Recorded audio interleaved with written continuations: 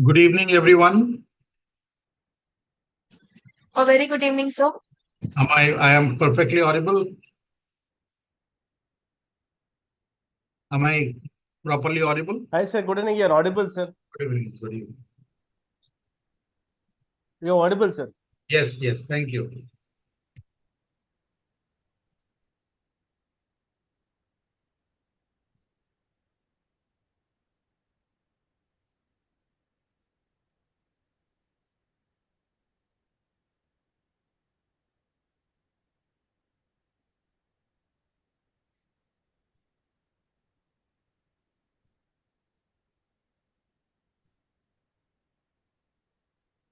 Suruchi hasn't joined yet, huh? I'll just check, sir. She must be Or joining. okay. I don't see her yet in the. Yeah, I'll just checking, sir.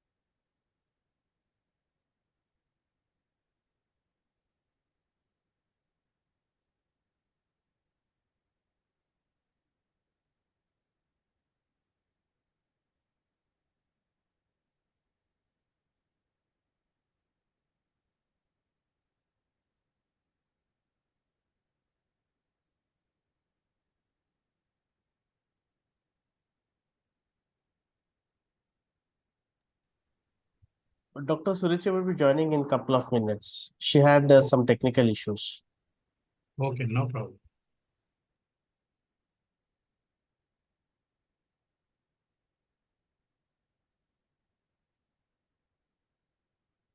So participants are also increasing in number. I see 45 of them.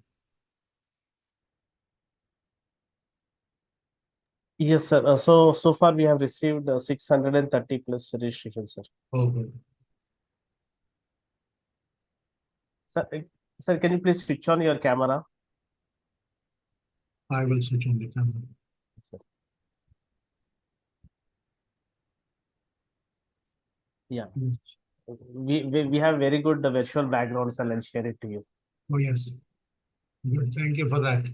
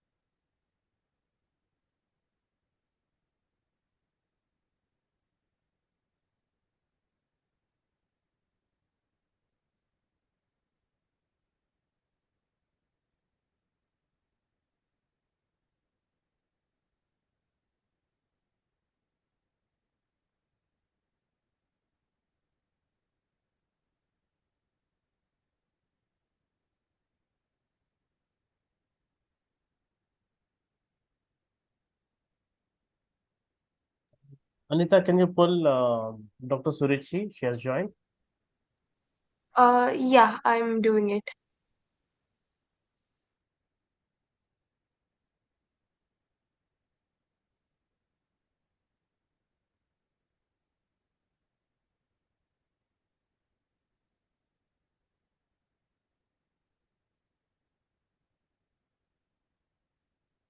Dr. Surachi has joined. Yes, Ruchi, welcome. Hello, Dr. Mishra, how are you? This is all fine, all fine. Yeah, good to share a platform here. Yes, yes. Now, but I'm not seeing you on screen. Yes. Okay. Welcome, welcome. Huh? Yeah, sure. Thank you. Thank you so much.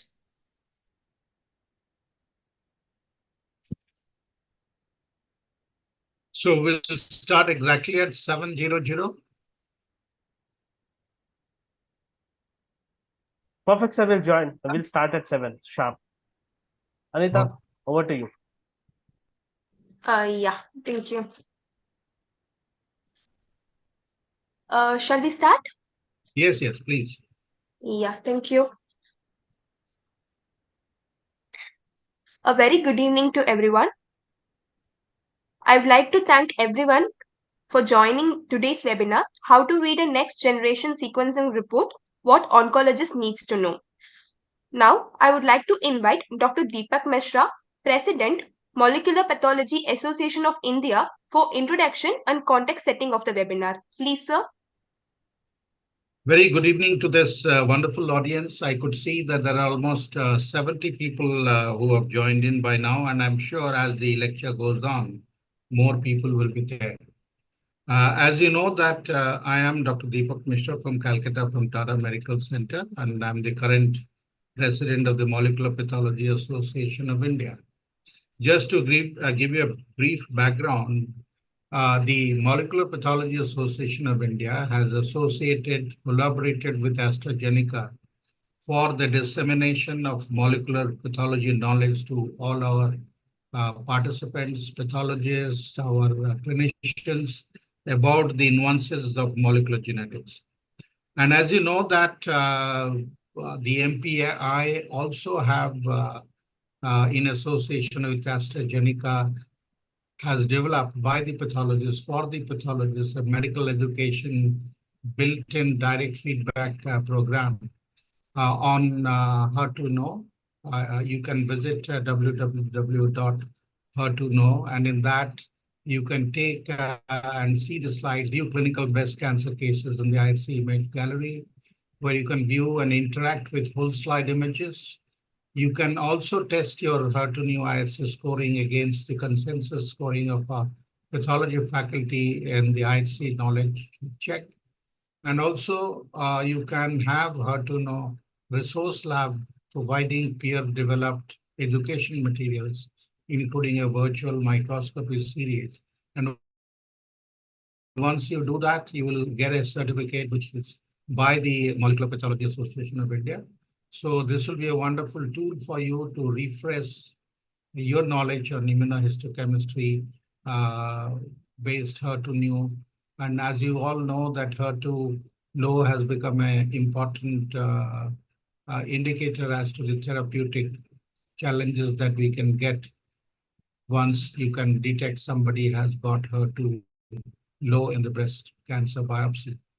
So with that brief introduction, I would also like to inform you that we will be having a series of such lectures once in a week or once in 2 weeks, where we will be educating all our users of molecular diagnostics as to how to interpret these results effectively for patient care.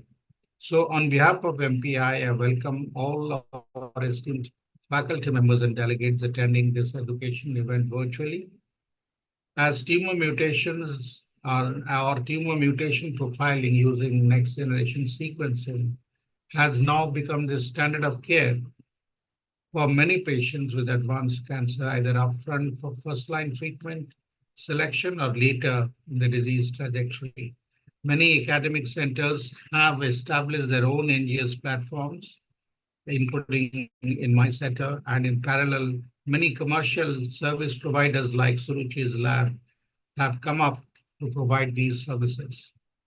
The interpretation of the NGS data on the bioinformatics label is a challenge, and many clinicians generally get an extracted report summarizing the most important and potentially clinically relevant results, including a classification of the genomic alterations. This session, what we are going to have for the next 1 hour or so, will help clinicians to understand the terminologies that are used in the reports. In addition, every oncologist also should be able to check the significance of a reported alteration in commonly available databases. So Suruchi, who is a molecular pathologist in MedGenome, which is a very prominent laboratory in the country, is going to speak to us this evening regarding the nuances of how the next generation sequencing report should be read and how the oncologists should interpret it for their patient management. So we would like to hear Suruchi, and without wasting time, I would like to invite Dr. Suruchi to deliver her talk. Suruchi, please.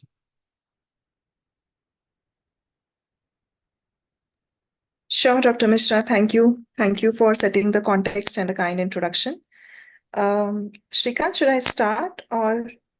Yeah, you can start, Dr. You Suruchi. have a, Srikant, do you have an introductory slide of Dr. Suruchi's profile? Yes. I think before she starts, let's put it on the screen Yeah. so that the audience is primed as to who she is and where is she working. So, Anita, can you just project a short bio of Dr. Suruchi? Just give me a moment, I'll do that. Yes, I will appreciate that. So I'm keeping my video off. I'm sorry for that, but I have little volatile connection here. Is it okay, Shrikant?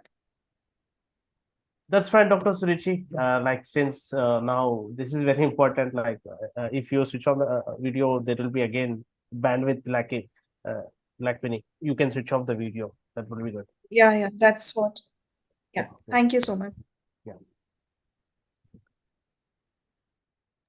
I'm sharing my screen now. Yes.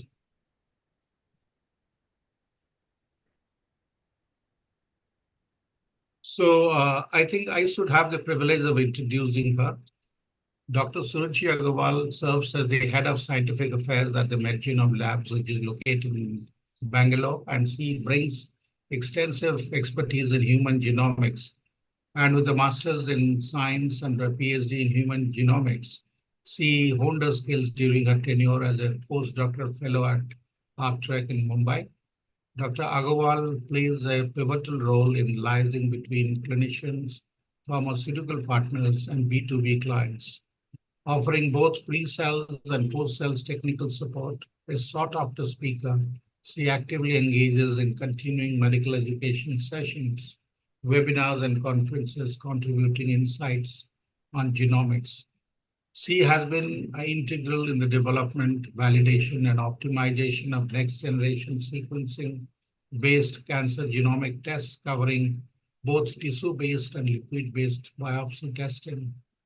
With a meticulous understanding of NGS assays and adherence to global practices, she has personally overseen the reporting of over 10,000 cases with over 11 years of experience behind her in oncogenomics. Dr. Agarwal possesses a profound comprehension of cancer biology and the associated biomarkers.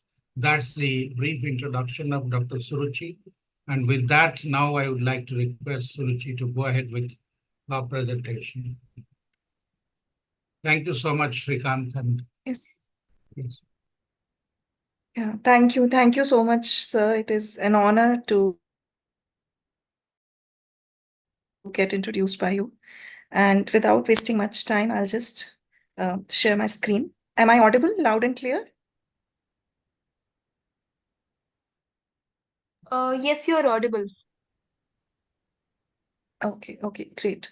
So, as the context of this webinar has been set, that we are going to discuss about next generation sequencing and how to decode next generation sequencing reports, and what basically clinicians need to know out of that report. Because right now we are sequencing a lot, we have advanced with the technologies and we have the tests in our hand.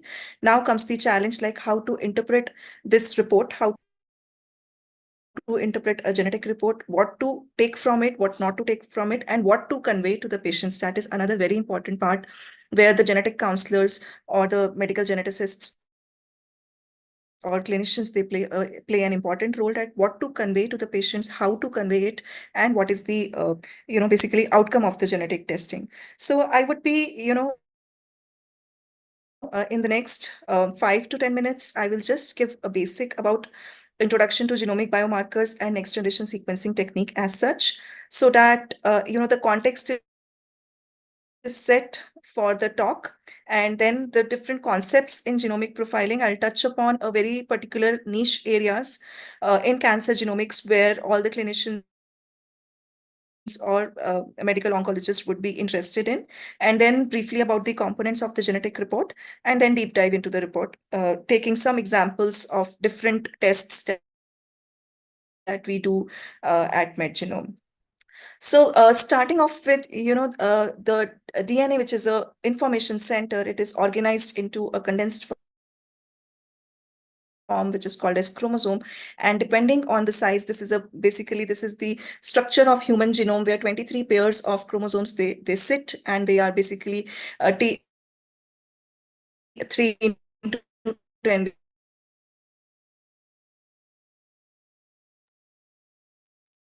Dr. Suruchi, your voice is breaking. Dr.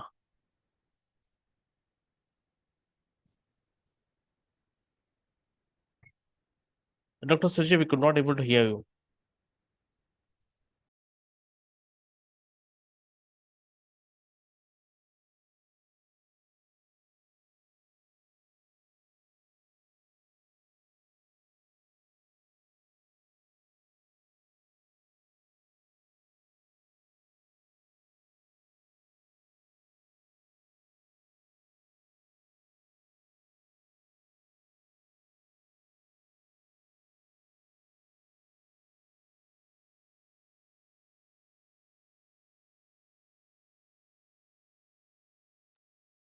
I think she has some technical issues. She will be joining back.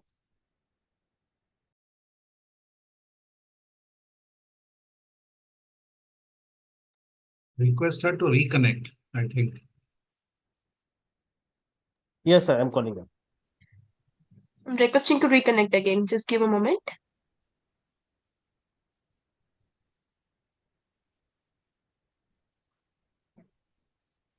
Deepak sir नमस्कार नमस्कार नमस्कार sorry आपनको केमती गोटे केमती आपनको ये करा ही नतला best best करे नहीं नहीं वो माने भुवनेश्वर ଆପଣ ଯଦି ଦେଖିଲେ ମୁଁ ବୋଲେ ମୁଁ ରିଏଲାଇଜ ବି କରିନି ଯେ भुवनेश्वर रे जाले गोटे I look forward to that ना ହଁ ଆରେ ମାନେ ए କେମତି बानर I can make a trip ହଁ ମାନେ ଆପଣ ଯେତେବେଳେ କହିଲେ ମୁଁ Am I audible now? oh yes Am I you are audible audible now? yes audible Okay. Yeah, I just switched to the other network. share your slide My screen is visible. Yeah. So do you want me to continue again, like from where I should start? You can start from slide number 3. This one only? The Slide one which number is 3. displayed? the previous one Yep. The previous one. This Yeah, go ahead, this one? Dr. Suruchi. Go ahead. go ahead Yeah, thank you. So yeah, I'm really sorry about. So basically, I'll be touching on these particular areas. I'll be starting from the basics and then some concepts in genomic profiling, which every clinician would like to know, especially in cancer genomics, and then would be discussing about the genetic reports, the components, and deep dive into it. basically, what I was talking was that the human genome is comprised of 23 pairs of chromosomes, and DNA is basically the functional, the information center. And there are different levels of organization, how the genome is organized inside the cell. And based on the size of the genetic abnormality that is happening at the chromosomal level or at the DNA level, there are different techniques which can identify these different types of genetic abnormalities. So if it is a microscopic, numerical, structural, chromosomal abnormality, we can easily identify it by using a technique called as karyotyping, where we look at the chromosomes, the number of chromosomes, the structure of chromosomes, translocations, rearrangements. All these can be done by karyotyping and cytogenetics. If it is submicroscopic, there are large deletions and duplications which involve a certain region of chromosome, but not large enough to be done by karyotyping. That can be done through microarray, FISH, or RT-PCRs. Then if we come to the exon level, to the gene level, or to the exonic level, at that level, we have to do much more sensitive techniques like MLPA, exon array. Even FISH can do with a specific probe for that particular gene, and next generation sequencing with around 80% sensitivity. But if we have to look at the single nucleotide variations or at the base level changes up to 20 base pair, so that is done by next generation sequencing with utmost sensitivity, because it is high throughput sequencing where multiple reads are generated for a particular region. So therefore the sensitivity increases multifold as compared to the conventional Sanger sequencing technologies. So just an overview about like what are genetic abnormalities, different levels, and what genetics can be used. So again, going to further basics. So why this is important? Because genetic testing, why genetic testing is important? Because DNA is the information center. DNA has a information correctly coded. That information will be transcribed into RNA and translated into protein, which is a functional molecule. But if there is any error or any anomaly at the DNA level, which will basically change that information, the transcribed mRNA plus the function of the protein will be altered. So these particular changes are required to be known. Okay, these changes can have no effect, they can have a subtle effect, they can have a moderate effect, can have a major impact, which may result in the loss of function of the gene, or it may result in the gain of function of the gene, or it may result in some resistance mutations or some fusions. So these are some of the, the changes that can happen at DNA level, which changes the protein function at a functional level inside the cell, basically. So just to give you a brief about point mutations, different types of point mutations are known, like wild type. If we have a wild type sequence, there can be a missense mutation, which changes a single base, a nonsense mutation, which induces a stop codon, frame shift insertion or deletion, which changes the frame or complete sequence of the protein itself, and some large deletions, which can involve multiple exons, single exons, or genes altogether, and similarly large duplications and translocations or gene fusions, basically, which result in chimeric transcripts and thus the alteration of the fused genes, and structural and numerical abnormalities at chromosomal level that we already discussed. And this actually, I was mentioning that these mutations or changes at DNA level can lead to the change in the function of the protein, which could be gain of function, loss of function, resistance, or gene fusions. And therefore, these biomarkers are known in different cancer types and are important to be tested through genetic testing, like base substitutions, which are at DNA level, gene rearrangements, fusions at genetic level, microsatellite instability. These are basically certain stretch of nucleotides which occur across the genome. And if there is a defect in the mismatch repair mechanism, the number of these microsatellite instabilities, it changes, and therefore it causes the instability in the genome and sensitizes the cells towards immunotherapy. So that's how this biomarker is important, because it is sensitizing. If it is high, it will sensitize the cells for a targeted therapy, which is called as immunotherapy. And similar tumor mutation burden or PDL1 expression, these biomarkers also, they tumor mutation burden is basically the number of mutations which occur per MB of genome. And if it is hypermutated or the tumor mutation burden is high, then again it sensitizes the cells towards targeted immunotherapy. And PD-L1 expression, again, we very well know about it. So some other changes like copy number variations or other biomarkers, HRD in ovarian cancer, again due to the defect of homologous recombination repair pathway. This is a kind of a genomic instability which occurs across the genome. Again, sensitizes the cells towards PARP inhibitors, and that's how it is popular in ovarian cancer, and some chromosomal abnormalities. So these genomic biomarkers in totality should be tested in different tumor types to understand various diagnostic, prognostic, and therapeutic implications. Yes, so here it comes. So genetic testing can be divided into three parts, basically. One is risk stratification, that is in unaffected individuals or in affected individuals, to understand their genetic risk for that particular cancer, whether they were predisposed to that cancer or not, or is their family at risk for that particular cancer. So that comes under risk stratification. Then comes the upfront testing, which helps in diagnosis, prognosis,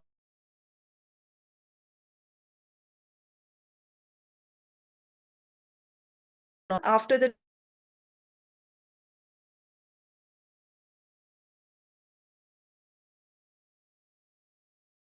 is any recurrence or minimal residual estimation, and all of it also helps in enrollment in clinical trials. So this is the major important applications of genetic testing. Coming on to the technical part of it.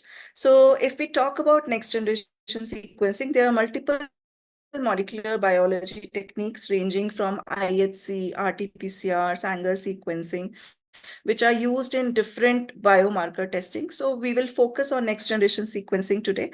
And next generation sequence genome, entire exome, or it can be targeted gene panel. So entire genome sequencing is majorly used for rare diseases, germline diseases, or for research purposes. And basically, when we are sequencing the entire genome, we have to generate a lot of data. And therefore, the coverage the maximum coverage that can be achieved is 30x. And therefore, the accuracy is low because the depth, I will come to this concept later on as well. So the depth at which a particular region will be sequenced will be only 30 times. And it has longest turnaround time, and it could be most expensive because we are targeting the whole genome. Therefore, we have to generate a lot of data.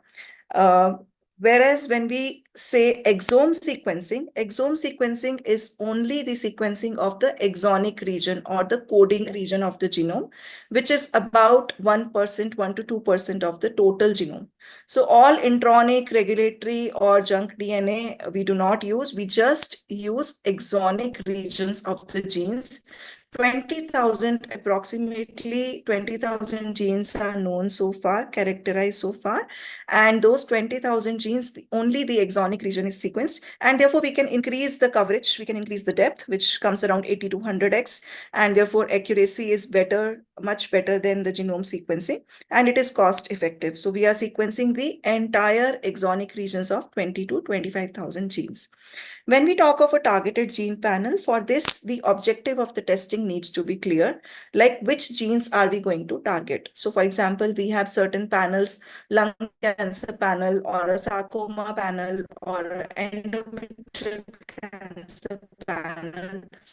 So the genes which are important for that particular tumor type or for a particular to use the probes for, we are going to bait only those genes while sequencing, while library preparation, that is called as targeted gene panel. It could be a single gene panel, or it could be a smaller gene panel like 5 to 10 genes. It could be 20 to 50 or maximum up to 500, 600 gene panels that exist. So the accuracy is quite high. We can go up to 200, 300 depth, and the turnaround time is less, and it is most cost effective and most accurate. So when we are clear with the objective of the testing, then we should always use targeted gene panel. When we want to explore more, we can go for broader gene panels. And among targeted gene panels, there can be a hotspot profiling or comprehensive profiling. Hotspot profiling means when we are only targeting a particular region in that gene. For example, in a lung cancer, for EGFR gene, we want to target only exon 9, 18, 19, 20, 21, because most of the mutations are known in those exons. So that is called as hotspot profiling. But if we are covering the entire EGFR gene, or if we are covering the entire exons of a particular gene, and we are doing a multiple genes together, then it is called as comprehensive profiling. So again, in this case, we need to be very clear of the objective of the testing, that whether we want just the hotspot or we want comprehensive profiling. Another example is ESR1 gene. So in advanced breast cancer patients who have progressed on hormonal therapy, we would just like to look at the hotspot mutations in ESR1 gene. So in that particular panel, we don't need to cover ESR1 entirely. We can just do hotspot profiling for that particular region and know whether there is a ESR1 resistance mutation or not.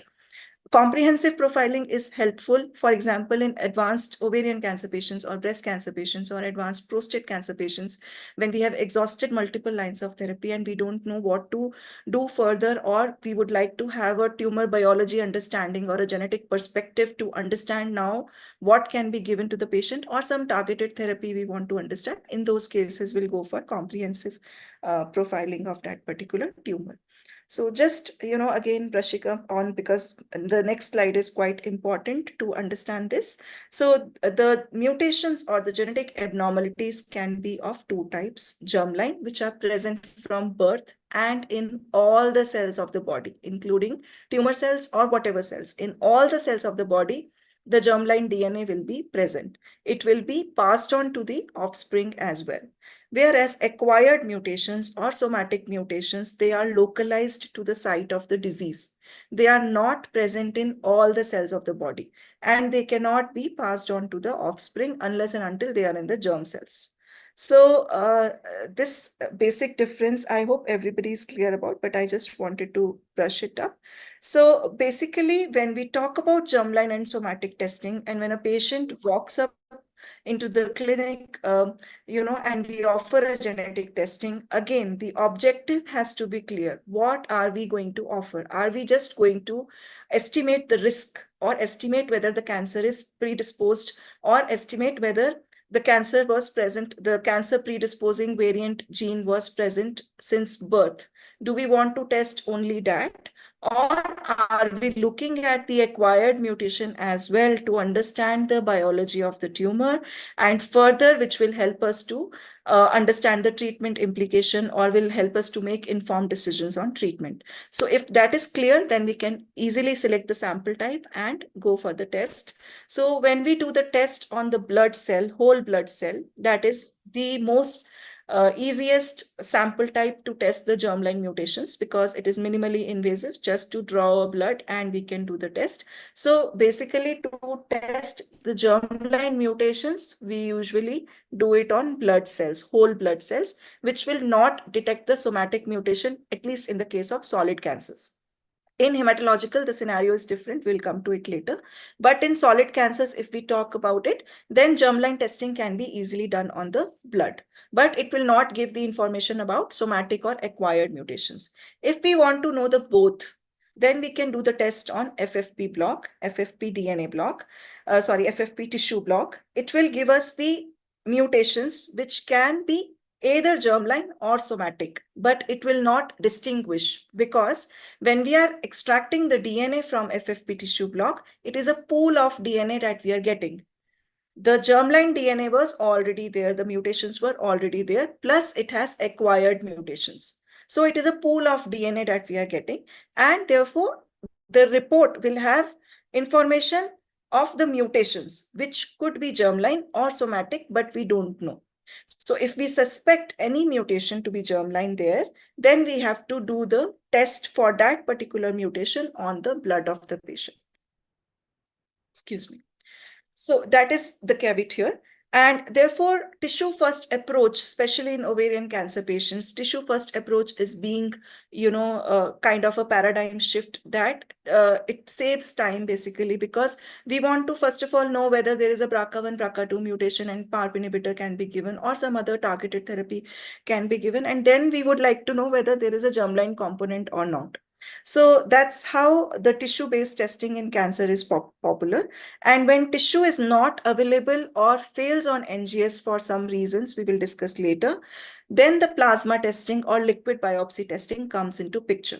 So this plasma testing or liquid biopsy testing, we assume it mimics the tissue testing, because we are not using the cellular component of the blood here. So the sample type is blood only. Blood is collected in a specialized tube called a Streck tube, which stabilizes the free-flowing DNA. So this free-flowing DNA, we call it as circulating free DNA or circulating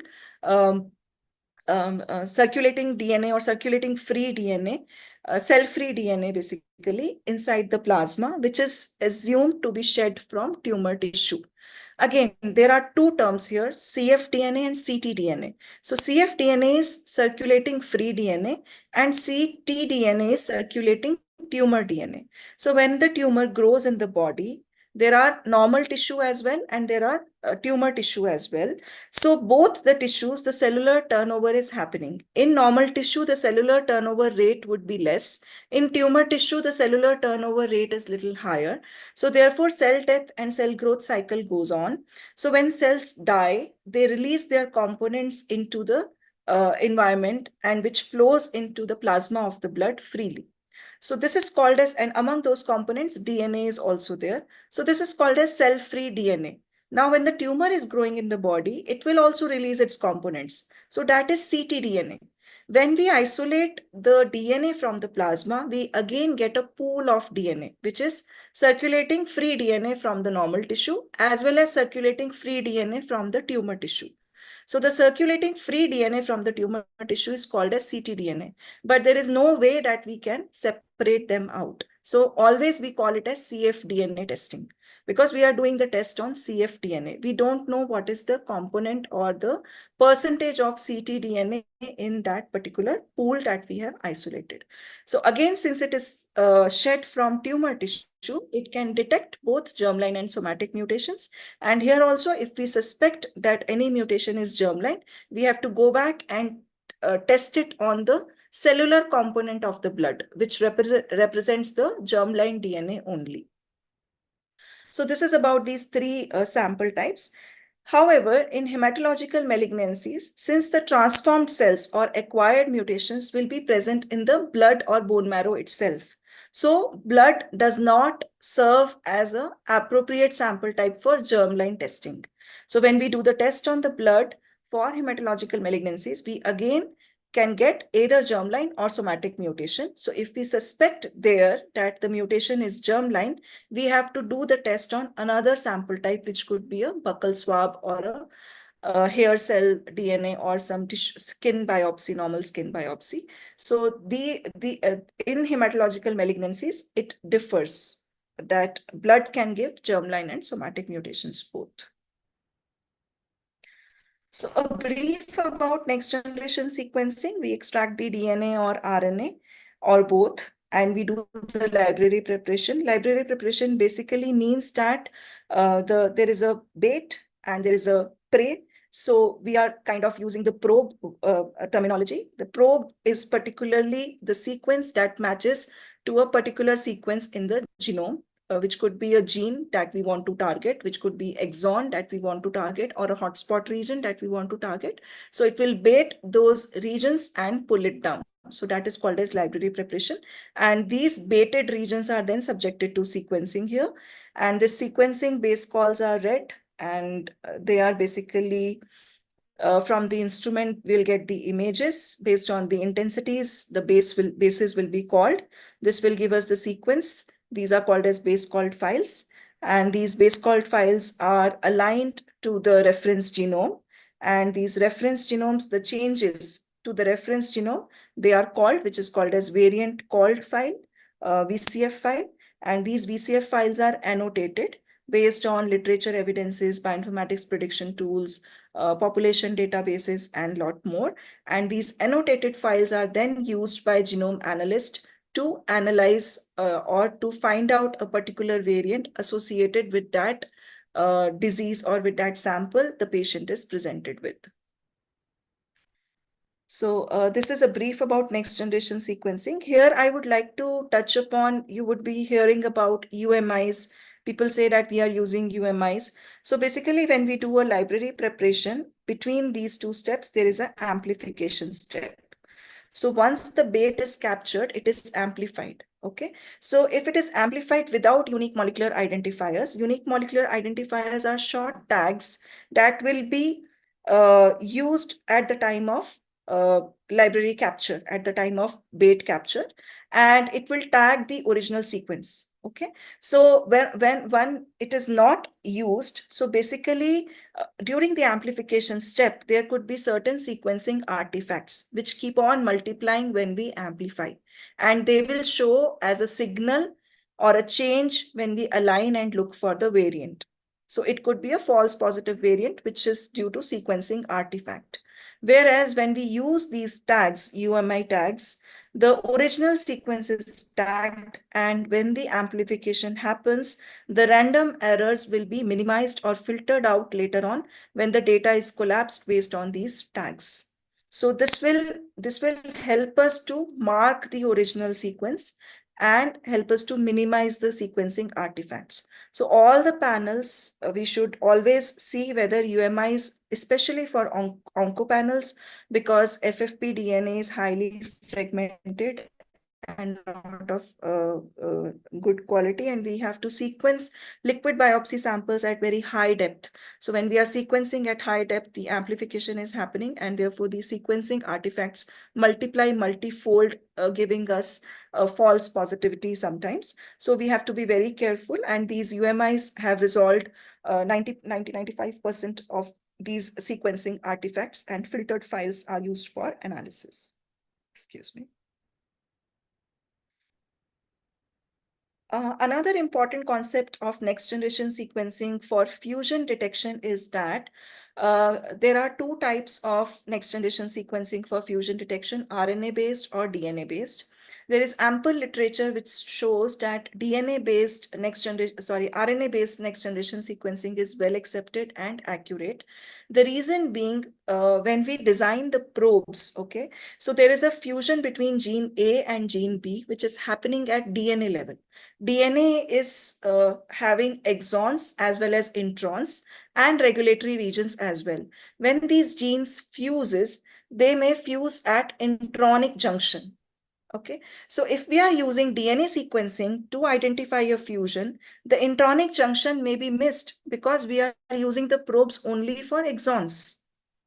Or we have to include the probes for intronic junction as well, which increases the size of the panel and thus increases the cost, and not always possible because these intronic junctions are not uniform. They can occur anywhere. Okay, but when we are detecting the fusion at RNA level, we can imagine that at RNA level, only exons are present. So if exonic probes are present, exonic probes will basically amplify those exons, and half of the exon will be matching to gene A, and half of the exon or the read will be matching to gene B. So basically RNA, it is much easier to detect, plus RNA is in ample quantity because it is an expressed molecule. So expression is higher. And we can even see that after the fusion, the expression increases. That's what is expected biologically. So when we do the RNA sequencing, it is much more robust, accurate. It can identify known as well as unknown partner. For example, I did a PCR and I could only identify PML RARA. But with next generation sequencing, if I have RARA covered in my probe design, I can identify any partner to it, STAT5, for example. So RARA probe will basically amplify, will read the sequence. So half of the read will be matching to RARA and half of the read will be matching to STAT5, which we will come to know when we will match it with reference genome. So that's how the unknown partners can also be detected by RNA sequencing. So we have to look for the labs when we are interested in fusion detection, which are doing fusion detection through RNA sequencing. So another two important aspects which we should know about next generation sequencing, and we should look for it in the reports as well, is the depth and breadth of coverage. Okay, there are two concepts of coverage. One is depth and one is breadth. Depth of coverage means at a particular region, if I'm targeting exon 1, this particular region, how many times it is sequenced. So here you can see this region is sequenced 6 times. So this is the depth of coverage.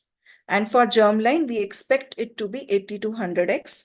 And for somatic, we expect it to be 250 to 300x. So this is depth of coverage. Okay, this should be minimum so as to call the variant with confidence.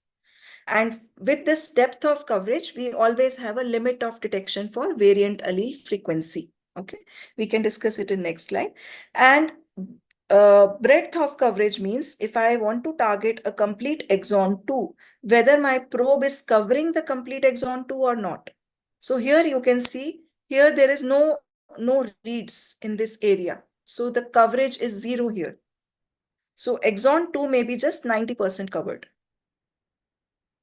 So this is called as breadth of coverage, and any variant which is in this region will be missed. So basically there are two things. The depth of coverage should be enough so that a variant can be called with confidence within the limit of detection. And breadth of coverage should be enough so as to cover the targets completely. At least 90% the target should be covered. So sometimes the disclaimers in the reports are there that in this particular sample, BRCA1 and so ovarian cancer patient, BRCA1 and BRCA2 is quite important. But if we see that BRCA1 is not covered properly, 70% covered or 80% covered due to the poor quality of FFP DNA, we can still report it saying that it is 70% covered. However, the chances of missing out variants in that region cannot be ruled out. So in that case, there is no choice at that particular time because we don't have any other sample. We have just a block sample. We can do the germline testing for the patient to understand if any germline mutation is missed or not. But for somatic testing, we do not have any choice at that particular point because the sample itself, the quality is not so great. So these two aspects are very, very important when we read next generation sequencing report. So this was just the hypothetical kind of representation, and this is the real representation, how genome analyst will look at the read data. So here you can see this is a reference genome, the sequence, reference sequence, and below that, this line with arrows is intron, and this is exon. So here it is intron exon boundary, okay? And this is the sequence that we have got, blue and red reads. So on these reads, these bases are called. So if the base is matching, there is nothing here, just the color. If base is not matching, it will have certain base change, or here it is particularly showing the deletion of C and T. So this line indicates that in almost 50% of reads, the deletion of CT is present. And here you can see there is a deletion. The depth is decreased because there is a deletion of these two bases. So it results in frame shift mutation, basically. So this is how we visualize the data. Sometimes the data is quite noisy and we cannot interpret the results. So these are some of the challenges that we see at the lab level, but this data is quite clean and you can see the depth is quite uniform for all other regions. But here only it is almost 50%, and which is visualized here that in 50% of reads, CT is deleted. So this gives us the variant allele frequency also, that if this particular region, these two bases are sequenced 300 times, and in 150 reads, there is a deletion, so the variant allele frequency is 50%. If only 10% of reads carries this deletion, then the variant allele frequency is 10%. So deep sequencing always helps us to have confidence on variant allele frequencies. How variant allele frequency is different from minor allele frequency. This is also a very important point to understand. Variant allele frequency is at sample level, at that region level, at that variant level. What is the frequency of that particular variant at that region? This is something related to the technique. This is something related to the I would say the burden of the disease. Probably theoretically it is correlated with the tumor percentage in the block that we are testing, or it is related to the zygosity of that particular variant, like whether it is a homozygous variant when we do the germline testing, or it is a heterozygous variant. Based on variant allele frequency, we can easily predict whether it is a homozygous variant or a heterozygous variant in germline settings. And when we are doing somatic testing, it will give us the variant allele frequency of that particular variant in that particular sample at that particular time when we have done the testing, and it theoretically correlates with the tumor percentage in that particular block or sample. Whereas minor allele frequency is related to the population, to the rarity of the particular variant, or to the polymorphism of that particular variant. So it is basically the number of copies of a particular allele in a population divided by the total number of all the alleles for that gene in the population.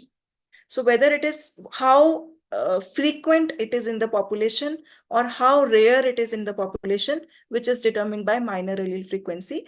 And this is usually given to us through large population databases who have done large genomic data sets, and they have determined the minor allele frequencies of a particular variant in that particular population, some ethnicity based or some specific populations.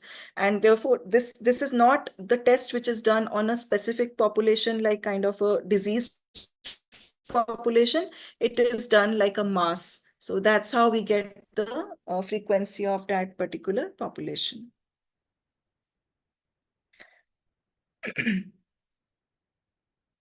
So coming on to, especially for oncology or somatic testing, we have a challenge that, the testing fails in about 10 as FFP tissue. And there are two types of challenges here. One is pre-analytical challenges and one is assay-related challenges. If I break this percentage into two, the pre-analytic challenges, what I say is first of all is the amount of tissue. Second is the tumor content in the block. And third one is the quality of DNA.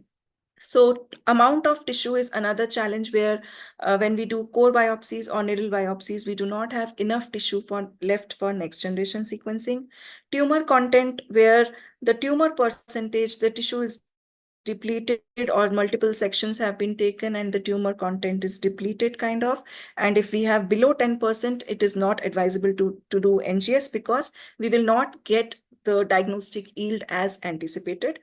Third is the quality of FFP block or the age of FFP block, which directly affects the DNA quality. So here in this picture, you can see that, we measure the quality of DNA by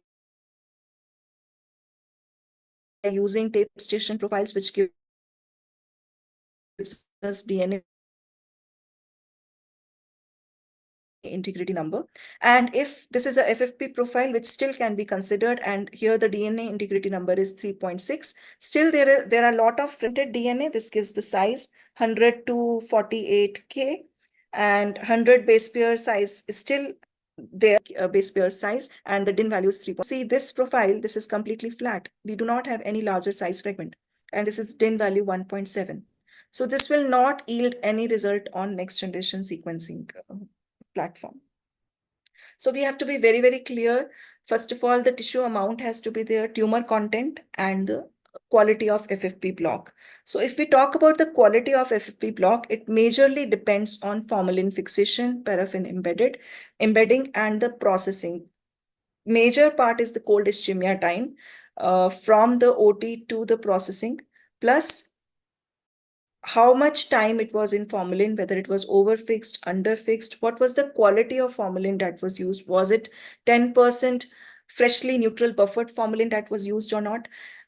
Again, formalin to tissue ratio, because sometimes a big chunk of tissue is there and formalin may not penetrate properly. Time lag between tissue removal and fixation is most important. So these are some of the points which pathologist needs to be very clear on, for next generation sequencing, because this FFP block is mainly used for IHC and protein related studies, where the fixation may not affect the protein like how it affects DNA and RNA. So this is not the ideal sample, but this is the only available sample type basically for DNA and RNA isolation. And then again, paraffin embedding, the temperature of paraffin, whether low melting temperature paraffin was used. The quality of paraffin differs among centers with metal contaminants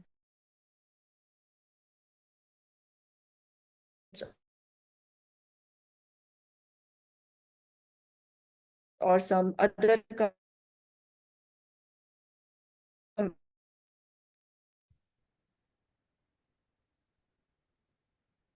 contaminants can affect the quality of DNA. It's already treated with heavy chemotherapy, the tissue will, or if it is mucotic, mucus pool is double-stranded DNA, quality will be compromised. Age of the block is very, very important factor, where the block within 1 year of age is ideal. We can accept till 3 years we have seen, but if it is beyond 3 years, the pass percentage decreases significantly. So these are some of the quality checkpoints that is done at lab for a sequencing reports can be delivered or not. And of that, or we upfront reject the sample, or we reject the sample after NGS has been done, still salvaging it multiple times. So tissue level, as we discussed, again DNA level we discussed, library and NGS level. So even if these two pre-analytical factors pass, the assay level rejections can be at library, because after the library, after the hybridization, we need to see whether the hybridization has happened properly or not, and are we getting the enough content, enough library content which can be administered to the sequencer. And if it is sequenced, so whether we are getting enough breadth and depth of coverage. If these 2 points are met, then we can report next generation sequencing data. But in this case also, in oncology cases, we have to take a D route. We have to basically, check some of the important genes, even if overall QC is compromised for next generation sequencing data. Like for a lung cancer patient, I would definitely be interested in EGFR, ALK, ROS, BRAF, RET, ERBB2, even if the overall data quality is not good, but we can check the hotspots in these genes and we can report if we find something significant, which is confident enough to take a call, we can still report it with disclaimer. So coming on to variant interpretation, now we are talking about 2 types of genetic testing, germline and somatic. And variant interpretation in germline and somatic differs. We have ACMG guidelines in place for variant interpretation for germline tests, which look at the clinical details. Again, this is very important. We have to make a searching a needle in the haystack. So we have to have a clear phenotypic details so that it can be matched with the genotype, correlation can be made. And then there are some bioinformatics prediction tools which help us to understand or annotate the variant, like what will be the effect of that particular variant on the function of the protein, whether it is reported in the literature or not, any functional studies have been done in the literature or not, whether it is evolutionary conserved or whether it is. So based on all these factors, we classify likely pathogen and likely benign. Benign and likely benign variants are not reported, and variant of unknown significance are classified based on these factors when we do not have enough evidence to classify them on the either side. And for somatic variants, we have a different classification system based on ACMG guidelines only, because pathogenicity of the variant has to be determined in any case. But whether that variant is associated with any drug or associated with any diagnostic or prognostic, well-established diagnostic prognostic effect, that classifies them into tier 1, tier 2, or tier 3. So tier 1 variants where in the same tumor type, a therapeutic, prognostic, or diagnostic effect is well established as per the guidelines. So that is tier 1 variant. If it is classified into tier 2, and there is a tier 2D category when preclinical studies are available or some case reports without consensus or evidence is available, then we classify them into tier 2D. And tier 3, again, additional variants or variants of unknown significance here also exists, where we do not know the effect or the clinical implication of that particular variant on the tumor type. So just to, I think, Shrikant, have I exceeded the time? If you like go to the report formats and highlight it, we are at 10 to 8, it's 7:55 time. Hello. Dr. Suchi, I'm audible? Okay, fine. Okay, no Suresh, problem. So maybe I'll try to finish in number next 10 slides you minutes. So I'm saying Okay. I'll finish it in next 10 minutes, everything. Yeah. So another important concept is HRD or HRR. So basically we have these questions that whether to test for HR, to test for MMR or MSI. So basically, these two things are kind of, there is a cause and there is a consequence. So there is a reason and there is a effect, basically. So we have to basically look at the consequence to have the holistic picture. That is why we always say test for HRD and test for MSI over HRR and MMR. So basically, HRR testing will give you a potential cause, which may or may not result in HRD, or this cause may not be only HRR, but some other cause, which may also result into consequence. So if we are only testing the HRR, we may miss HRD cases, which are already happened due to some other cause. So therefore, looking for a consequence of HRD is better than looking at HRR gene mutations. And similarly, when we are looking at MSI by PCR, it gives the complete picture of the consequence,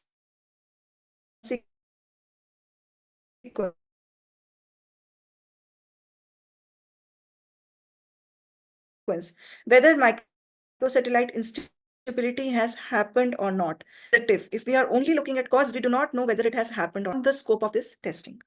So coming on to test case and examples, I'll just go to a germline report. So any genetic report will have a patient demographics, which will give the information about the sample type, referring clinician, sample collection date, order booking date, and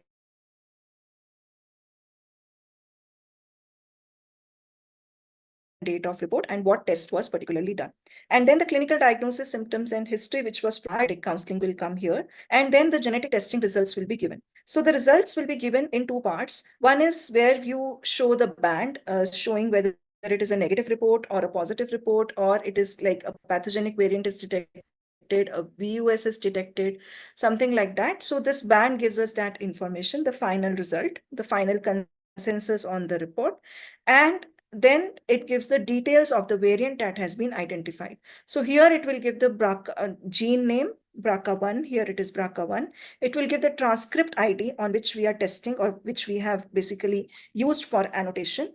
Then we look at which exon location, where it is located. And then within the exon, what is the position, RNA position, cDNA position, and what is the codon, protein codon position. Okay, so basically it will give us the information about the position here, which gets translated into protein at this particular position. And this position will have the amino acid change. So here you can see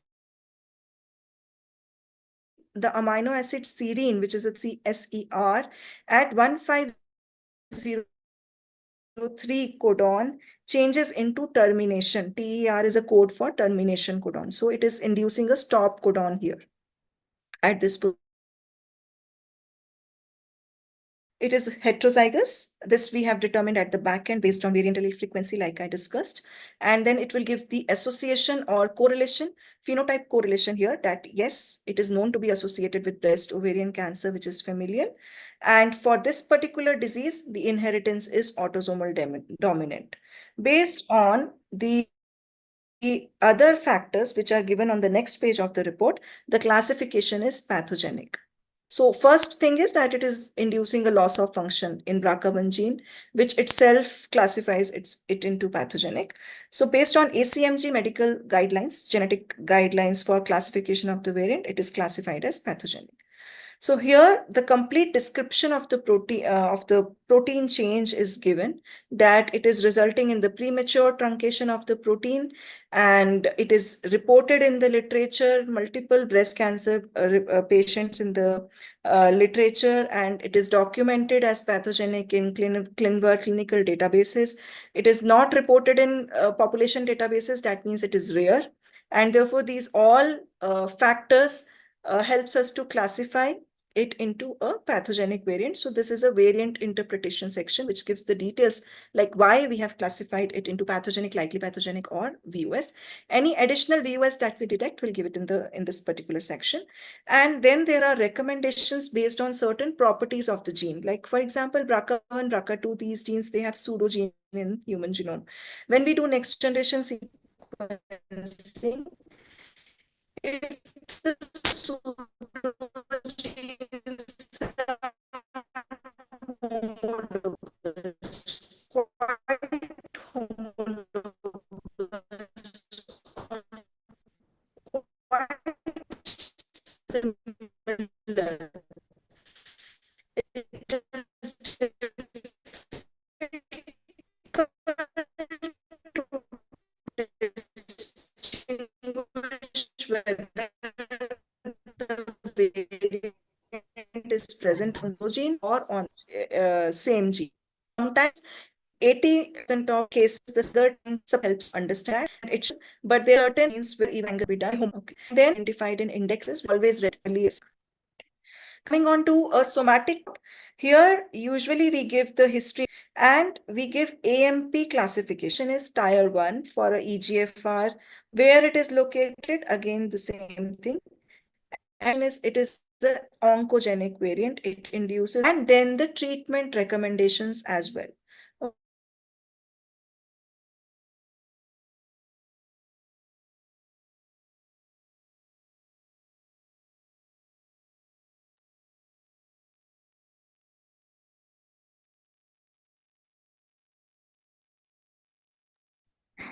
Ma'am, you're not audible.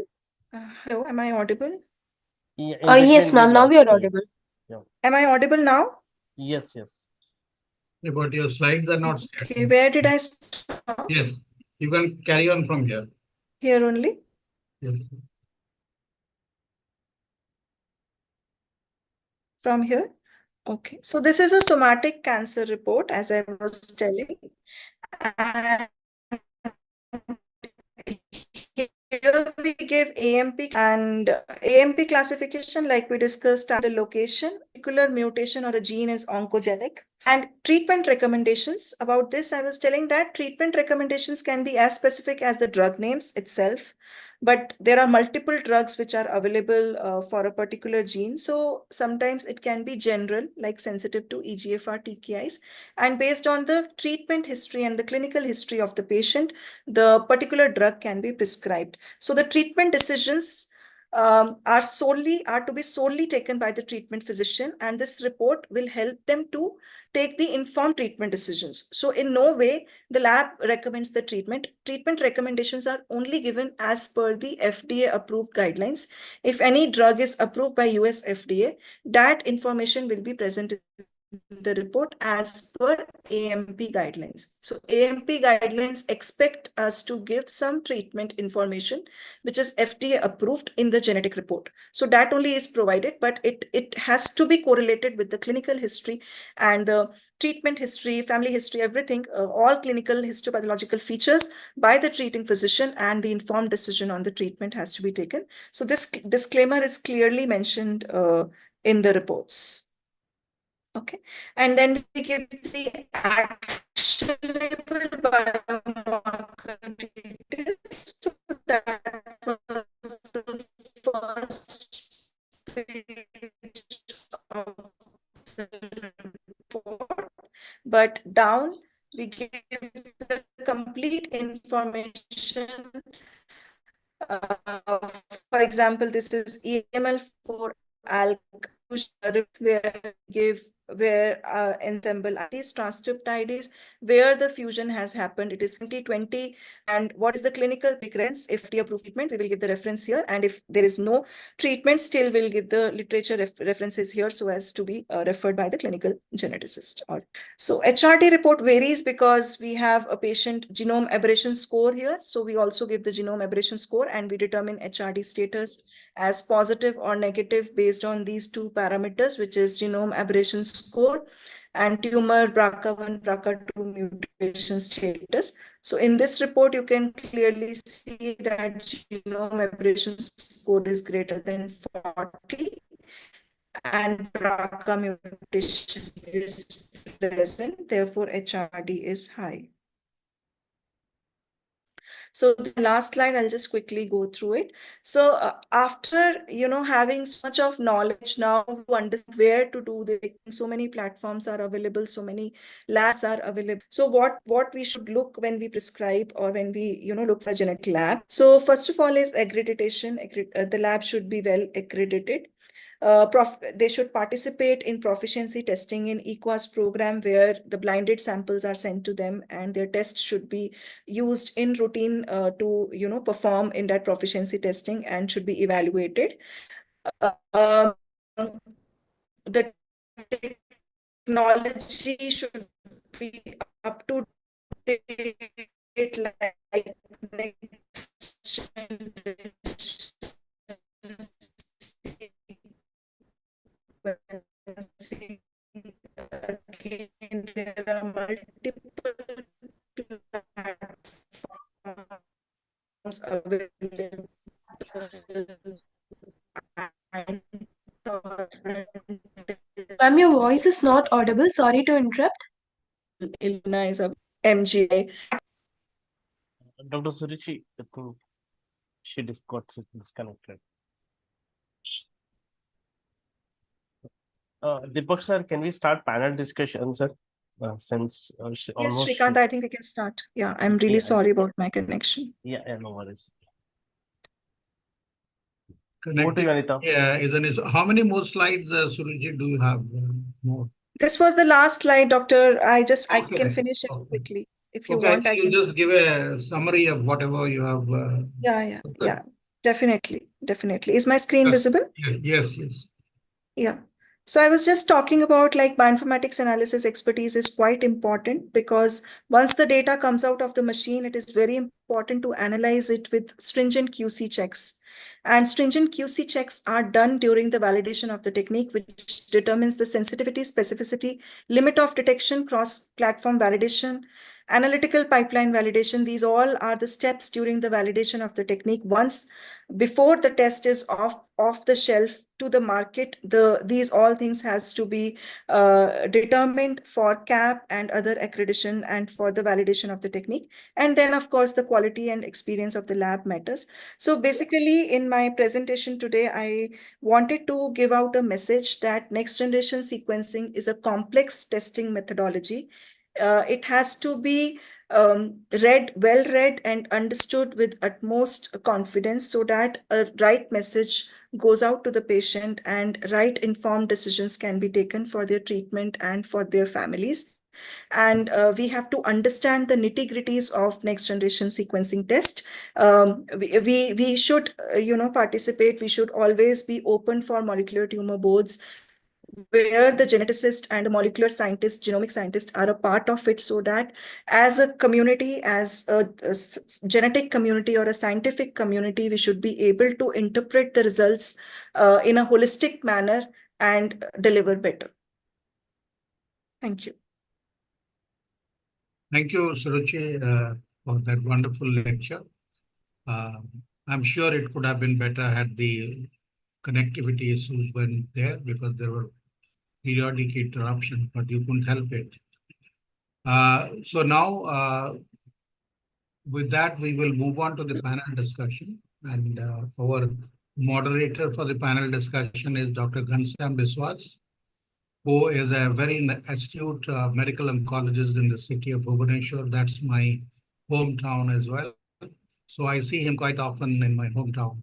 And today he is the moderator for this panel discussion. And I would like to uh, uh, hand over the proceedings to him to carry on the panel discussion. And we will wind up this session in another half an hour's time. So Ghanshyam, please take over.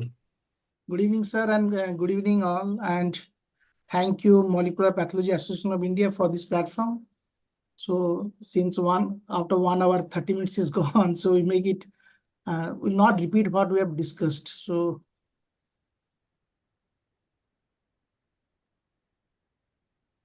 I think my slides are visible.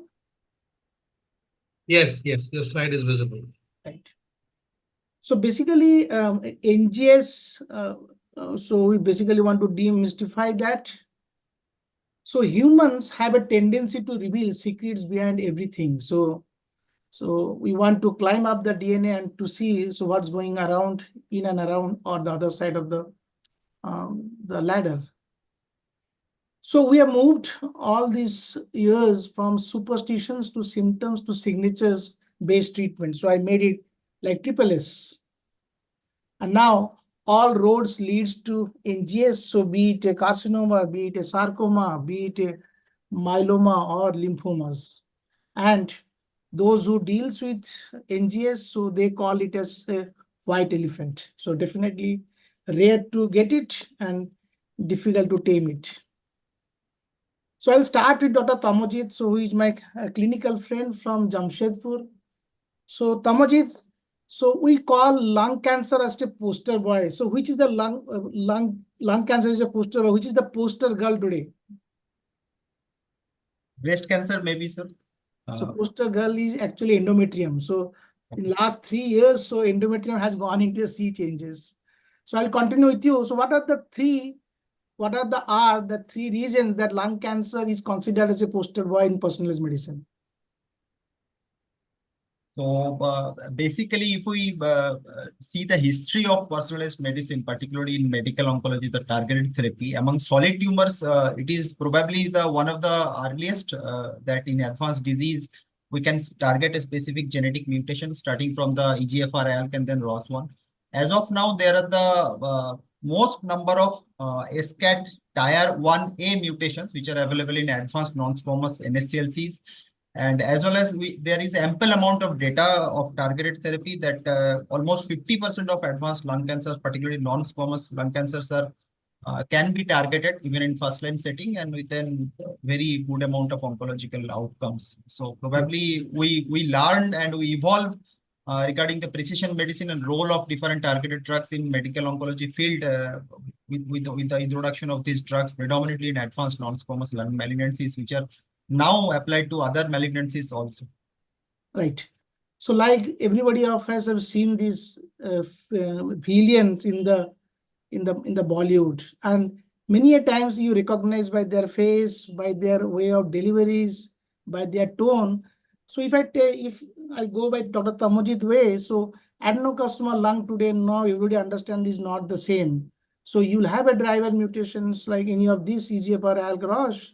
You'll have a non-driver mutations, and now we are trying to target even KRAS also. And so there are driver mutations with a high PDL1, and we know today that if there are driver mutations even with a high PDL1, so you will keep high PDL1 at a bay and you will go by the driver mutations. So what are the challenges faced by an oncologist in NGS result interpretation? So let us be very crisp. So what are the 3 common cancers where you ask for an NGS? Usually, sir, I ask for an NGS in number 1 is non-squamous NSCLC, second is ovary, particularly for an HRD mutation, another PRC, another mutation, and third is prostate. So any challenges you face, so when you ask for an NGS, so in either interpreting the result or offering a patient for some of these treatment? Yes, sir, there are many challenges. So, number one, I believe, at least for me, I am in a very early part of my learning curve of the interpretation of this genomic data. So, a lot of time we advise the tests and we got a report.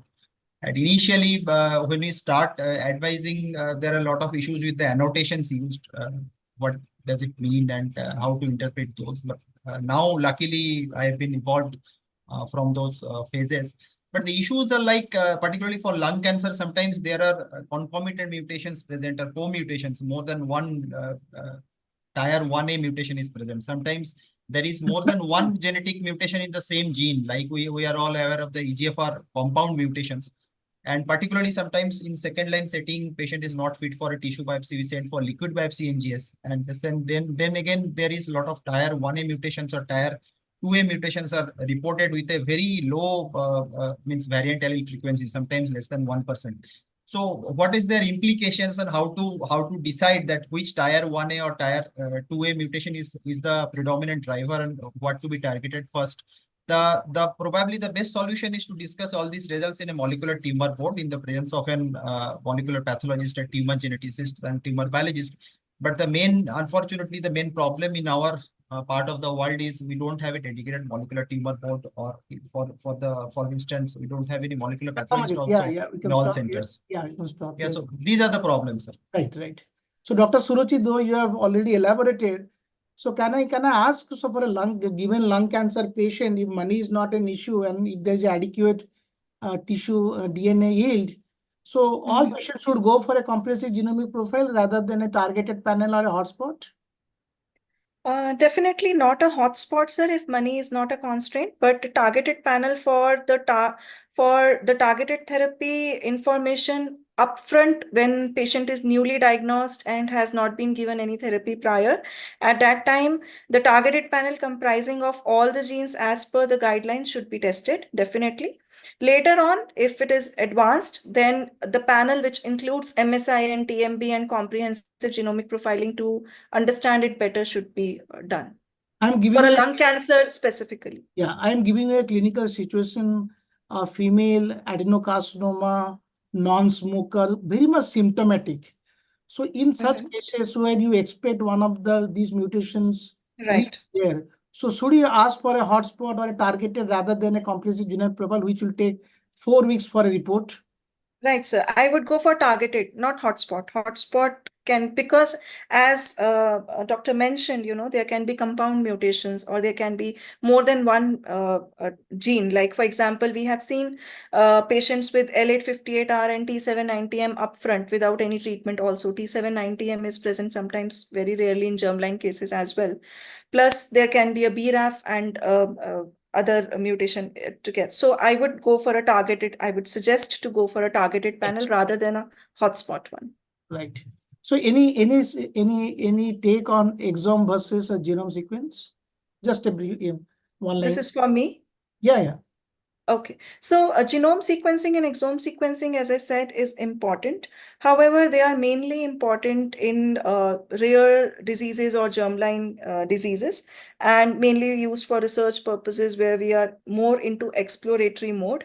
In terms of cancer, because we have to treat the patient and we are always looking for a diagnostic, prognostic, or a therapeutic implication. So I would see more use of comprehensive targeted panels rather than going for exomes and genomes.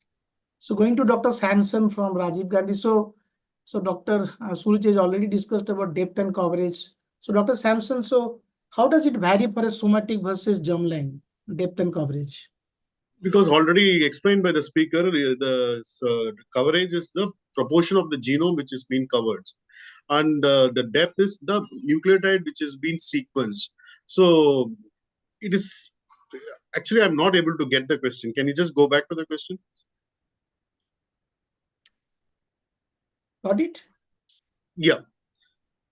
So it is basically the depth is the number of times the nucleotide has been covered in the sequencing data. So if you ask me what is the difference between the somatic and the germline, the somatic should be done at a higher depth and coverage, means higher coverage, because we wanted to capture the minor, means the variant at a higher confidence. So the sequencing coverage should be high.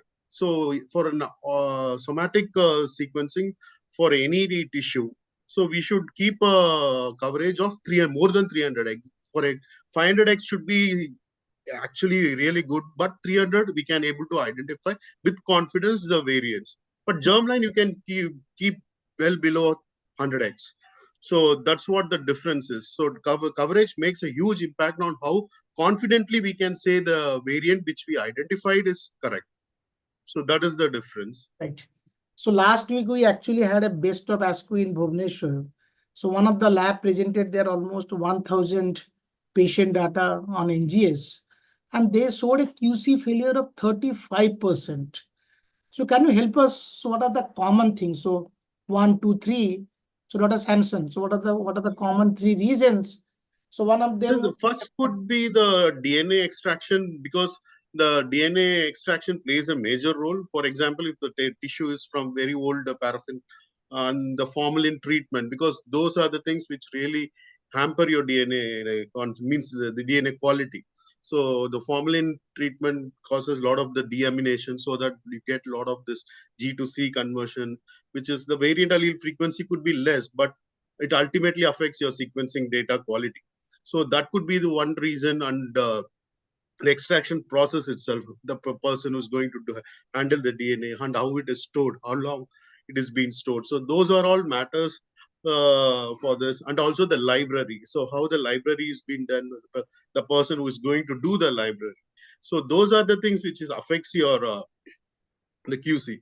Right. So what I got from Dr. Suruchi's talk, that so ideally it should be less than a year, if it is you stored. can keep up to 3 years. So 3 years should be fine, but also the how long 3 years is fine.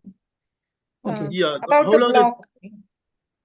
how long the tissue has been kept in formalin, that also matters, and how the tissue has been, the paraffin section has been stored.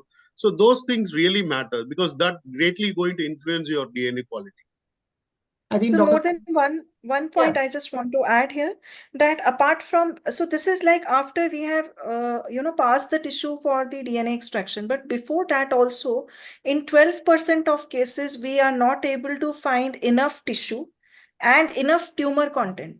So next generation sequencing, when we say that our limit of detection of the variant is 5% variant allele frequency on the FFP tumor block, we say it assuming that the tumor content is at least 10 percentage. If the tumor content is below 10 percentage, we cannot detect the variant below, at our limit of detection of the assay.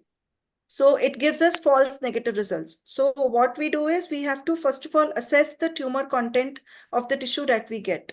So 10 to 12% of failures, they happen just because the tissue amount is not there. Tissue is not enough. It is a single core biopsy, or a very small amount of tissue is left. So as and a other reasons like doctor mentioned. right, as a molecular person, so you'll be happiest at 30% of the yield if you get it. Yes, definitely. Yeah. So now 30% of the tumor content, right? right. So here I would like to interject. Yeah. Many times what happens when you have a section and you do not have more than 20% or 10%.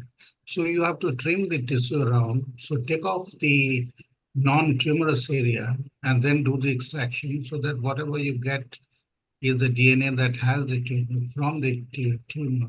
So in that way, you can always improve the assay.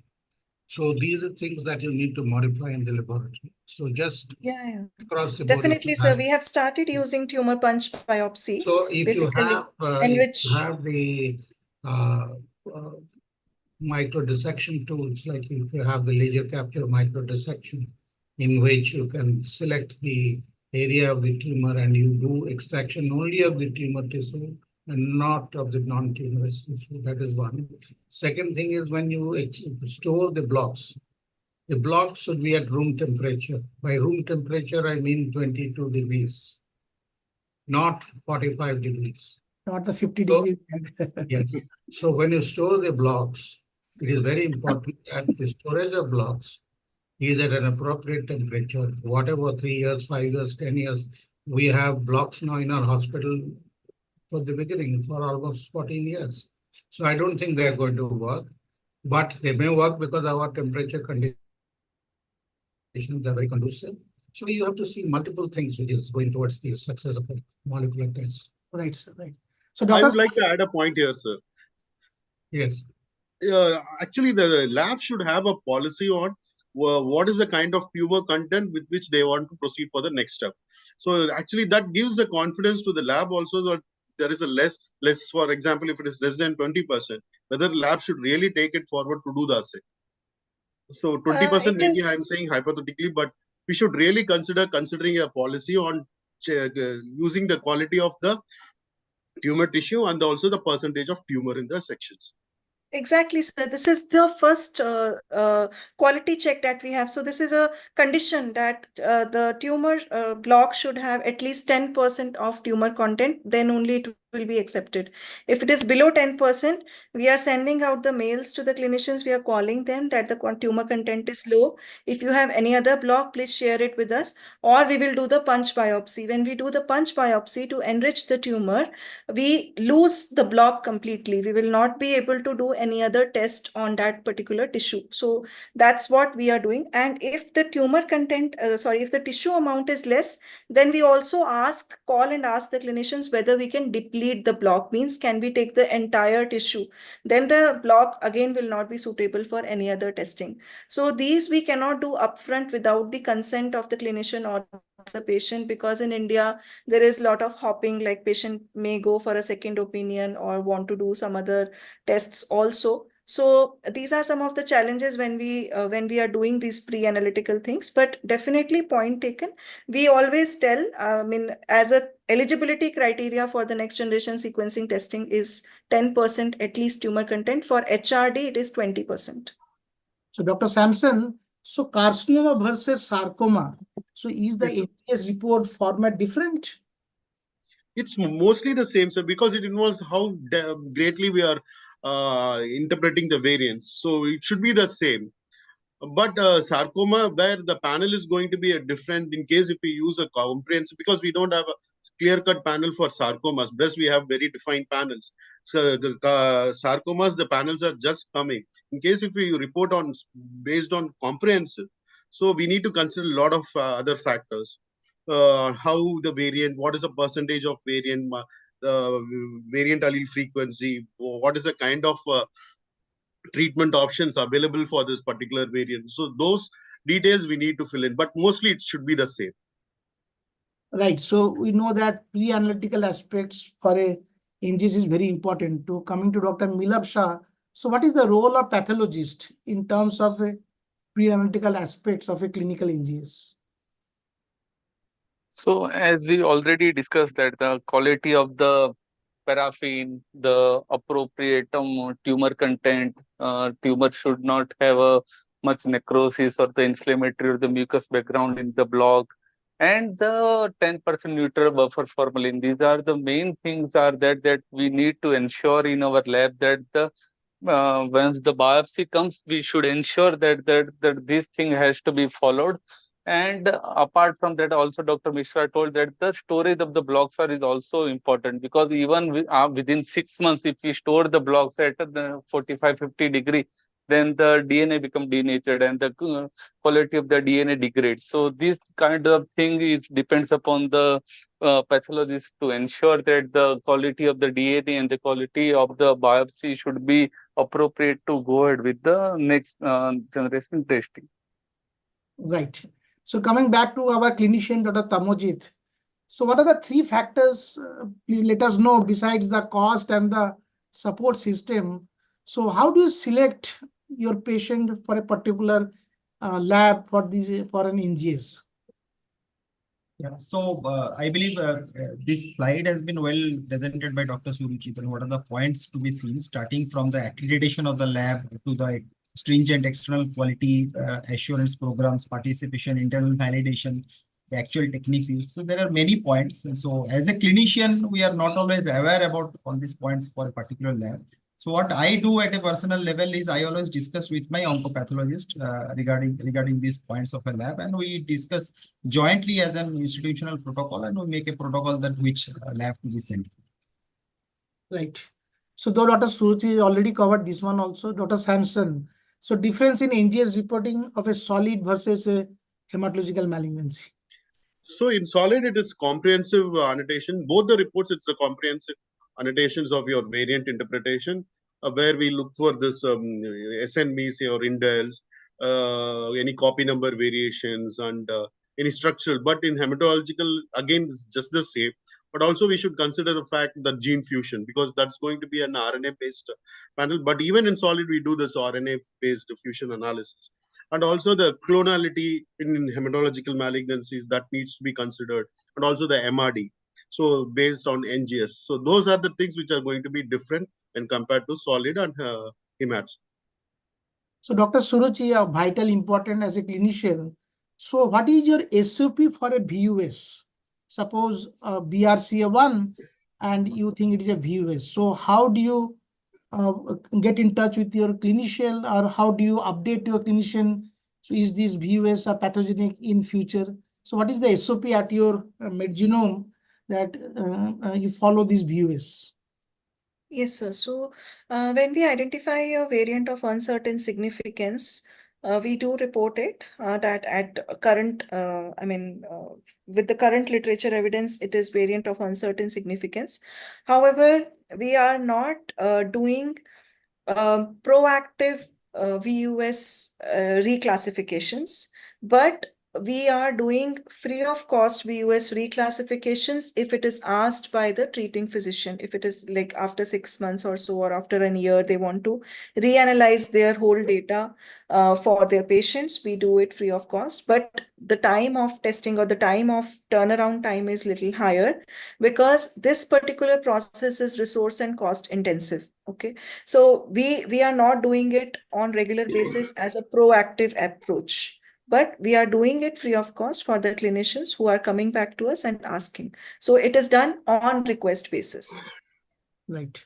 So Dr. Sampson, so you have done a somatic report. So there are some informations there. So does it anyway give any idea about the germline? Yes, sir, it definitely gives. If it is a variable, BAF is more than 50%, it indicates it could be a somatic, but also it depends on how good your tumor content is there in the sections. So basically, BAF of around more than 50% or 40, it indicates there could be a germline mutation, could be germline mutation. So that is how we identify the germline mutations in somatic FOP tissues. Yeah, Dr. Suruchi, you want to say something? Yes, sir. Basically, of course, we look at the variant allele frequency, which should be as per guidelines above 30% to consider a variant as a germline, and then do the test in the blood for the confirmation. But since we are looking at the germline mutation, so it won't depend on the tumor content first. Secondly, if it is a very well predisposing gene and there is a positive family history, even if the VAF is below 30%, still it is recommended to consider for germline confirmation. So just the last part that I wanted to convey. Yeah, so there are cases, even I had also 3 cases in a lung where EGFR mutation is there and is a ALK is there. So does BAF help us? Dr. Suruchi? Sir, in lung cancer is usually not genetically predisposed. So EGFR and ALK mutations will definitely depend on the tumor content and may have high variant allele frequency. But germline mutations we will only suspect when it is a cancer predisposing gene, or the cancers are known to be associated with germline syndromes. For example, hereditary breast and ovarian cancer syndromes, or Lynch syndrome. So in a colorectal cancer patient, we are looking at a MLH1 variant, which is at 30%, say. So if it is at 30%, then it is it becomes that germline confirmation should be done for that patient, so that family can be benefited and further risk can be estimated. Again, if it is a MLH1 variant at 20%, and we saw MMR status was also high on IHC, still, and there is a family history, strong family history, father is affected or some generation is affected with colorectal cancer, even if it is 30%, not 30%, below 30%, still that germline confirmation is recommended for that particular patient. Similarly, for breast and ovarian cancer patient. Irrespective of age and family history, germline BRCA1, BRCA2 is recommended. So if we see a BRCA1 positive variant on somatic report, we should do a germline confirmation for breast and ovarian cancer patients.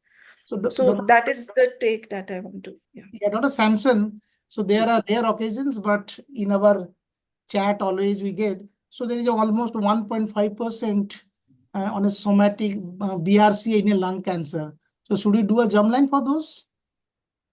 Sorry, sir, I'm not able to understand your question. So in a adenocarcinoma lung, so you can give up to 1 to 1.5% of BRCA in a somatic, in a lung cancer, I'm not talking. So for those patients, should we do a germline? I don't think, because the VAF is less than 2%, right, sir? Dr. Suruji? No, sir, we should not. For lung BRCA1, if VAF is around 1-2%, we should not. I mean, I don't think so. Right. You should not do that, sir. Right. So Dr. Milap, so how biopsy tissue sample can be utilized optimally to obtain maximum information for the biomarker testing? So as you know that now the tissue is the issue most of the time, especially in the lung cancer or where there is a minimal small biopsies, bronchoscopy guided it, then we should make sure that we'll use the maximum tissue for the which purpose we are utilizing, that we should know. We should not use the tissue unnecessary for the IHC purpose. If it is straightforward adenocarcinoma or squamous cell carcinoma, then directly go for the molecular testing for the NGS. The second thing, if we get the tumor cells in a paraffin block made from the cell block, like from the pleural fluid or the ascitic fluid, then we should make sure that the maximum yield of the tumor should be concentrated in the blocks, and we should make the multiple blocks so that these paraffin blocks can be used for the further testing purpose. And third thing is that we should not cut the paraffin blocks more frequently, like for the deeper sections or for the frequent IHCs, because with each cut we are depleting the sample. So these are the things we should make sure that when the sample is small, tumor content is hovering around 20 to 30%. If we use for the IHCs, then the deeper section and that, then definitely we are hampering the quality of the NGS. So this thing we should know. Right. So last question to Dr. Tamojit. So money is not a problem. So you want to send the best of NGS now. So should you include DNA, RNA both? Should you include liquid and solid? So paraffin and the liquid. So it depends on the scenario, sir, in which cancer we are talking about. So particularly for a non-squamous NSCLC, there is ample amount of data that the sensitivity of detection of and targetable biomarker is more if you do simultaneous liquid plus solid NGS, or liquid first followed by reflex solid NGS. And regarding the first part of the question, the DNA or RNS, the best part would be, as we know that there are many fusion biomarkers or fusion mutations to be detected for an NSCLC. So in this case, an RNA or an DNA RNA hybrid sort of NGS platform would be good, but pure DNA platform would be insufficient for fusion detections. But for certain malignancies where fusion mutations are not oncogenic drivers, in those malignancies, I believe DNA-based NGS would be sufficient to detect the biomarkers. So it depends on the scenario. Right. ASCO 2022, so Tempus had a presentation where adding on to liquid to solid and RNA to DNA, so around 9% to 11%, so mutations were picked up. So that was the last slide. And now key takeaways. So tissue agnostic disease management. So as a clinician, so managing the white elephant of a dynamic mutation burden and resistance, whole genome sequencing and the tsunami of data. So from the molecular labs, so walking the holy grail of disease-centric to stage-centric, and now gene-centric. And we have seen a TNBC of stage 1 coming back with the disease within 1 year, and a stage 4 HR positive disease and HER2 negative is going with you for years together. So that's how, so it is a gene-centric disease now. So it's all about cancer, and prevention is better than cure. And thank you, Dr. Suruchi, Dr. Milab, Dr. Samson, and Dr. Tamojit. So over to Deepak, sir. Thank you so much. Thank you very much for this wonderful panel discussion. I think every aspect of the molecular genetics, its interpretation, and the false positive, false negatives, and the tissue problems have been discussed. And the audience also had few questions, but those have been addressed by your panel questions. So we have come to the end of our panel discussion. It's already 8:35, so we will close this session with thanking you, Dr. Suruchi, Dr. Gansam, and his entire team of panelists for having a wonderful program. So at the end of this slide, everybody could see that this is what we have created by the Molecular Pathology Association of India and the AstraZeneca. It is a collaborative effort. You can hone your skills in HER2/neu interpretation, particularly the HER2 low scores, which are clinically relevant now. And you can get a certificate if you complete the program. So everybody should try this. This is by the pathologist for the pathologist. With that, I thank all of you and I hand it over to the organizers, the AstraZeneca. Thank you very much, sir. And thanks. I would like to take this opportunity to thank everyone, all the faculty taking this session very informative and important. So we look forward much another education series in the next upcoming days and weeks. And I would like to thanks Dr. Neeraj sir and Dr. Deepak sir, like all your support and help for making this a successful webinar. And finally, I'd like to thank IO team, Anita and Rudra team, so who has been coordinated to all the faculty members and to all the delegates, and so we could see like great participation, particularly for this webinar. Okay, and thanks to each and everyone who has participated in this event and who are part of this event. Because of all your people support and help, we could able to make this webinar as a successful event. Thank you, sir. Thanks. Thank you very much. Thank you. Thank you. Thank you. Thank you very much. I think we can log off now. Thank you. Thank you. Thank you all. Thank you for the wonderful audience as well. We must thank them. Yep. Yes. The webinar is successful without the audience participation, and the virtual audience was wonderful. I was seeing their questions, but all of them were quite common to what Gansam was asking the panelists, so I didn't repeat them. And thank you so much for this interest. Good night, sir. Bye, sir. Good night.